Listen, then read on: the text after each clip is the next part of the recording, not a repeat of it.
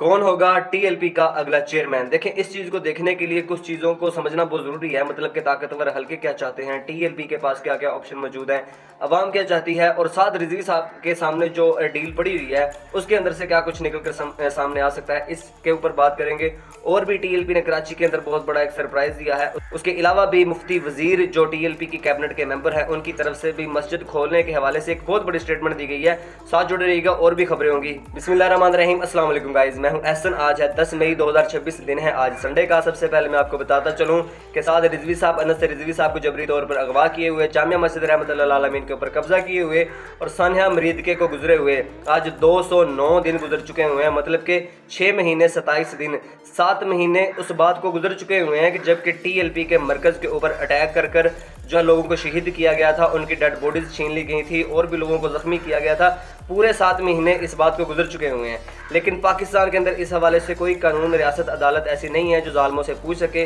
कि आपने निहत्ते पुरअमन मुहिब वतन लोगों के ऊपर जुल्म सितम के पहाड़ क्यों तोड़े। मतलब कि टीएलपी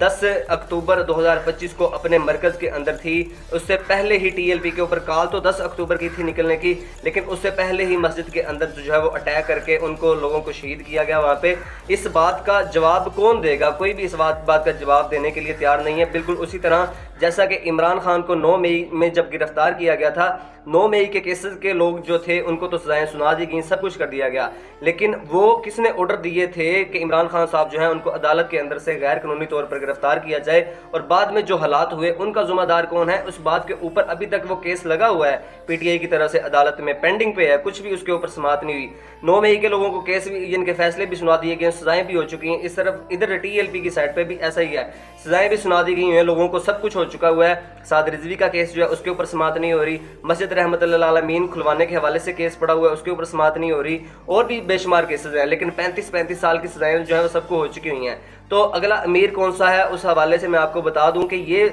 जो है वो चैप्टर वाइज चीज़ें इसके ऊपर ऑप्शन मौजूद हैं कि रियासत क्या चाहती है, मतलब कि ताकतवर हल्के क्या चाहते हैं। तो उन्होंने क्लियर कट बता दिया हुआ है कि वो क्या चाहते हैं। आपने देखा होगा सरवर सैफी साहब की ऑडियो एक लीक हुई है जिसमें वो बता रहे हैं कि इनके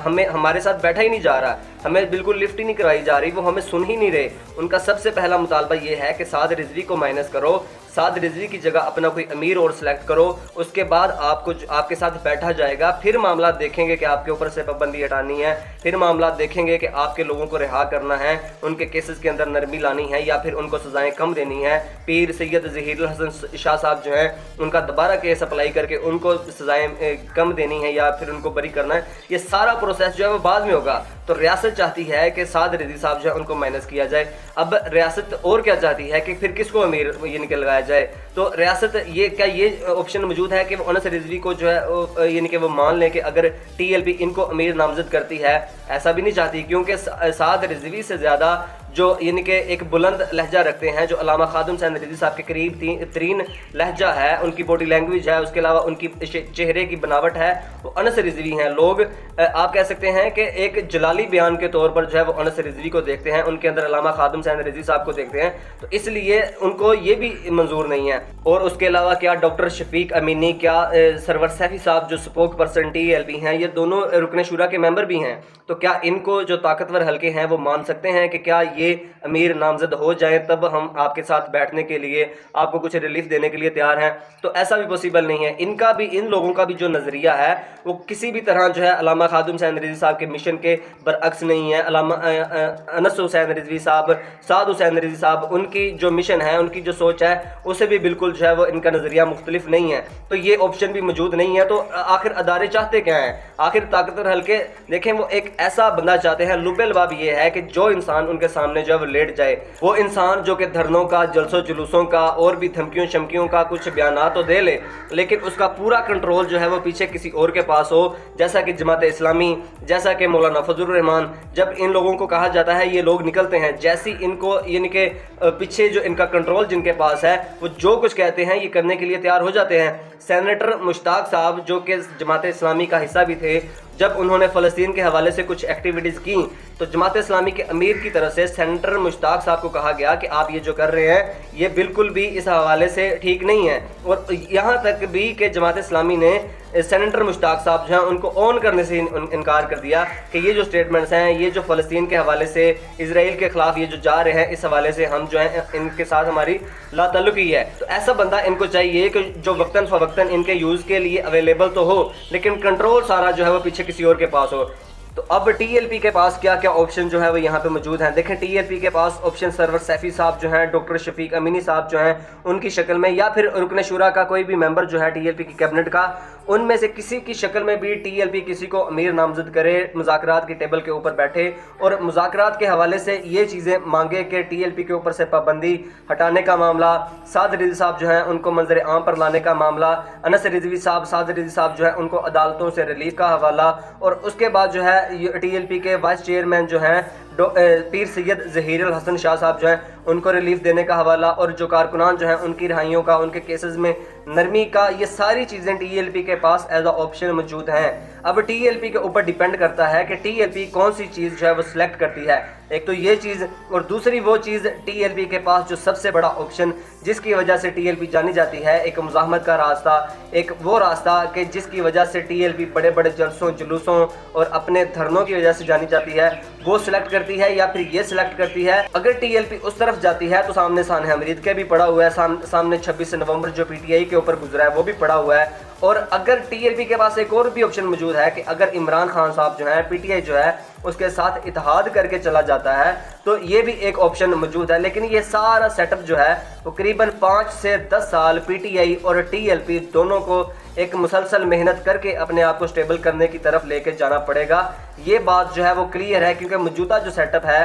وہ اپنے آپ کو اس قدر جو ہے وہ مضبوط کر چکا ہوا ہے، اس قدر وہ مضبوط کر چکا ہوا ہے کہ وہ خود کو اگلے 5 سے 10 سال جو ہیں وہ اپنے آپ کو حکومت کے اوپر بیٹھتا ہوا وہ دیکھ رہا ہے۔ اب ان دونوں جماعتوں کے پاس یہ جو آپشن موجود ہیں کہ یا تو یہ اکٹھے ہو کے چلیں، یا پھر اگر یہ علیحدہ علیحدہ چلتے ہیں تو پھر ان کو ڈیل وغیرہ کر کے، اور یہ جو آپشن کچھ یعنی کہ جن کے اندر کچھ چیزیں ہیں یہ سلیکٹ کر کے چلنا ہوگا، تبھی کوئی معاملات جو ہے وہ آگے چلیں گے۔ اب میں آپ کو عوام کا سٹیٹس بتا دوں کہ عوام کیا چاہتی ہے سعد رضوی کے حوالے سے، ٹی ایل پی کے اگلے امیر کے حوالے سے۔ دیکھیں عوام تو سعد رضوی صاحب جو ہیں ان کے علاوہ کسی کو دیکھنا ہی نہیں چاہتی، مطلب کہ ٹرینڈ بھی چلا تھا جس کے اندر عوام سعد رضوی صاحب جو ہیں ان کو اس قدر پیار کر رہے ہیں۔ اس کے علاوہ میں نے آپ کو کئی سروے دکھائے ہیں جس کے اندر پی ٹی آئی کی فین فالوئنگ بھی، جو گروپس بنے ہوئے ہیں، جو پی ٹی آئی کے لوگوں نے گروپس بنائے ہوئے ہیں، ان کے اندر ساری کی ساری فین فالوئنگ جو وہ پی ٹی آئی کی ہے۔ اب پی ٹی آئی کے لوگ ان گروپس کے اندر سے سعد رضوی صاحب جو ہیں ان کو ایز اپنا اگلا چیئرمین، اپنا اگلا وزیر اعظم، اپنا اگلا رہنما جو ہے وہ سلیکٹ کر رہے ہیں۔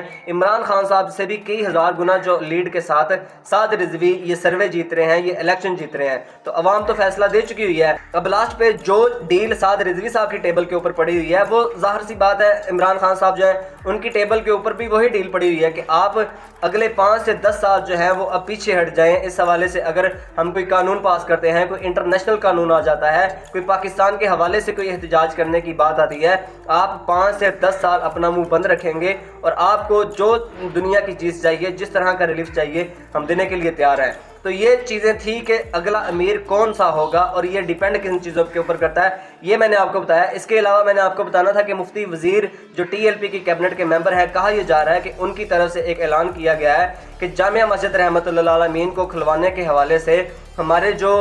کارکنان ہیں ان کی بھی ہمیں ضرورت نہیں ہے، یہ کام تو خادم حسین رضوی صاحب کے جو شاگرد ہیں، ان کے جو آگے شاگرد ہیں وہ بھی کر سکتے ہیں۔ تو یہ بات تو کلیئر ہے، ٹی ایل پی کی اسٹریٹ پاور اب تک موجود ہے۔ اگر کسی کو نظر نہیں آتی تو وہ علامہ خادم حسین رضوی صاحب جو ہیں ان کی مسجد کے باہر وہ بچے جو جاتے ہیں پھول یعنی کہ نشاور کرنے کے لیے، نوٹ نشاور کرنے کے لیے، اور اس کے علاوہ یعنی کہ اس کے علاوہ نوجوان بچیاں، اس کے علاوہ خواتین جو اپنی عقیدت کا، اپنی محبت کا وہاں پہ جا کے اظہار کرتی ہیں، وہ اپنی جگہ پہ ٹی ایل پی کی اسٹریٹ پاور موجود ہے، لیکن ٹی ایل پی اب تک پرامن طریقے سے بیٹھی ہوئی ہے۔ اب یہاں پہ جو مفتی وزیر صاحب ہیں ان کی طرف سے بھی یہ جو سٹیٹمنٹ ہے اس کے اندر کہا گیا ہے کہ ہم قانون کا منہ دیکھ رہے ہیں، تو ٹی ایل پی والے اب پرامن طریقے سے اب تک بیٹھے ہوئے ہیں اور وہ قانون کی راہ تک رہے ہیں کہ ہم قانون کی طرف سے ہر قسم کی جو ہے وہ چیز ان کے اوپر جو ہے وہ عمل درآمد کر کے چلیں گے۔ لیکن اگر ٹی ایل پی کی طرف سے واقعی میں کوئی کال ایسی دی جاتی ہے تو جیسے آپ نے دیکھا ہے ٹی ایل پی کی اسٹریٹ پاور کیسی ہے، تو پھر مسجد کو کھلوانے کے حوالے سے بھی کچھ ٹائم نہیں لگے گا۔ اب یہ جو ویڈیو آپ اپنے سامنے دیکھ رہے ہیں یہ کراچی کے اندر سے نکل کر آئی ہے، یہ بہت ہی ضروری ہے۔ ٹی ایل پی یہ پہلی ویڈیو نہیں ہے، فلسطین میں بھی اب تک ٹی ایل پی کی امداد جاری ہے، اس کے علاوہ کئی ویڈیوز فلسطین سے بھی آ چکی ہوئی ہیں، اس کے علاوہ कराची के अंदर सानिया गुल प्लाजा हुआ, TLP के लोग वहाँ पे गए, वहाँ पे उन्होंने इमदादी सरगर्मियाँ की। उसके अलावा ये जो बलूचिस्तान के अंदर सिक्योरिटी फोर्सेस के ऊपर हमला हुआ, वहाँ पे TLP के लोग गए, वहाँ पे TLP के लोगों ने जो यानी कि आबाई लोग थे जिनको नुकसान हुआ उनकी यानी कि दाद रसी की, उनको खाना वगैरह हर चीज़ पहुँचाई। उसके अलावा TLP जहाँ पे भी कोई असलाब का मामला देख लें आप, जहाँ पे भी कुछ इस तरह की सिचुएशन बनती है TLP जाती है, अब भी जाती है इन हालात के अंदर भी। उसके अलावा ये जो आप अपने सामने तस्वीर देख रहे हैं, ये सानिया मरीद के वो शहीद हैं जिनको 1-2 दिन पहले भी मैंने वीडियो बना के आपको बताया था। तो एक वीडियो मैंने आपको दिखाई थी जहाँ पे TLP की जो क़यादत है उसके कुछ लोग रिहा होकर आए भी थे, उन्होंने इनकी कब्र मुबारक के ऊपर जो है वो हाज़िरी भी दी थी। तो ये उनकी तस्वीर है जो आज सोशल मीडिया के ऊपर बहुत ज़्यादा वायरल हो रही है। तो जुल्म तो बहुत ज़्यादा हो चुका हुआ है, सब जानते हैं इस हवाले से, लेकिन सब खामोश हैं। असल में सारे लोग जो हैं अपनी अपनी बारी का इंतज़ार कर रहे हैं। बाकी होपफुली आपको वीडियो अच्छी लगी होगी। नेक्स्ट अपडेट्स के साथ मिलते हैं। Thanks for watching. अल्लाह हाफिज़, बाय।